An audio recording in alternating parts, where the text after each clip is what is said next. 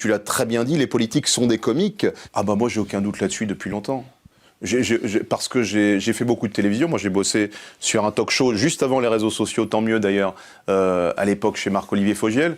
Quand tu fais un talk show de cette importance où il y a un politique toutes les semaines, tu les côtoies dans les loges. J'ai vu, puis c'était l'époque de politique avec un peu plus de carrure qu'aujourd'hui. Hein. J'ai croisé des Pasqua, des gens comme ça, donc c'était déjà les gens de l'ancienne génération. Mais j'ai entendu des conversations, j'ai vu la façon de faire, et tout d'un coup, je me suis dit, mais en fait, ces gens-là font quasiment le même métier que nous. C'est-à-dire qu'on vient vendre des billets, ils viennent chercher des voix. Sauf qu'à la limite, nous, à la fin, les gens, ils peuvent rigoler. Ce qui est très rare avec eux ensuite. Nous, il y a un travail qui est fait en amont. Eux, c'est juste une histoire de réseau pour en arriver là. C'est un jeu de vaudeville en permanence. Tu vois bien ceux qui s'en vont, ceux qui reviennent.